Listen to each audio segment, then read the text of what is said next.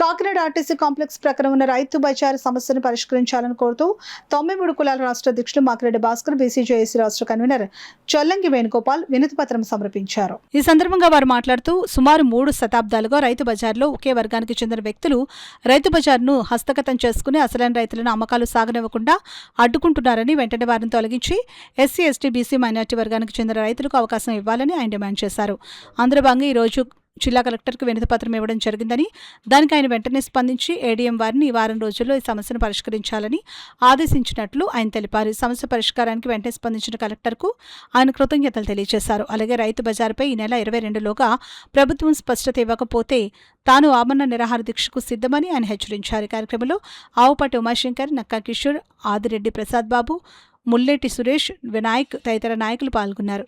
తాత్కాలిక రైతు బజార్ పెట్టారు 99లో.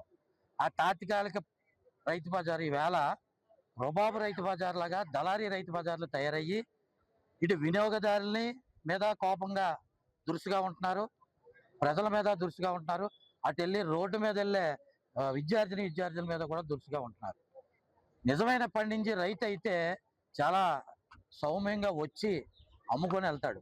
ఈ దళారీల వల్ల ఇక్కడ రౌడీయిజం పెరిగిపోయి పాతుకుపోయి డబ్బు సంపాదించి అక్కడ ఉన్న ఎస్టేట్ ఆఫీసర్ని, ఆడున్న చిన్న చిన్న స్థాయి మున్సిపల్ అధికారులు వీళ్ళందరినీ కూడా లంచాలతో మేపి ఇక్కడికి కలెక్టర్ గారి దృష్టికి తీసుకురాకుండా చేస్తున్నారు. కాబట్టి ఈవేళ గత 3 నెలల క్రితం నేను ఆమరణ నిరాహార దీక్ష చేస్తానన్న కారణంగా కమిషనర్ గారు దిగొచ్చి అధికారులతో మాట్లాడి జేసీ గారు దృష్టిలో పెట్టి వాళ్ళందరూ కూడా నాకు వారం 10 రోజుల్లో అక్కడ ఉన్న మీ సమస్యలని తొలగిస్తామని చెప్పడం జరిగింది. అలా జరిగి ఈ వేళకి 3వ నెల, రేపు 10వ తారీఖు వస్తే 3 నెలలు. ఈ 3 నెలలు కూడా ఏదో వచ్చేమో తిన్నామో చూసేమన్నట్టుగా ఆ సినిమా డైలాగ్ ఉన్నట్టుగా అధికారులు రావడం, ఒకసారి చూడడం, ఏదో ఒక రేకు పీకి అయిపోయింది అనుకున్నట్టుగా వెళ్ళిపోవడం జరిగింది. కానీ ఇది శాశ్వత పరిష్కారం కావాలి కానీ తాత్కాలిక పరిష్కారం కాదని చెప్పి ఇవాళ కలెక్టర్ గారు గ్రీవెన్స్లో రిప్రజెంటేషన్ ఇవ్వడం జరిగింది.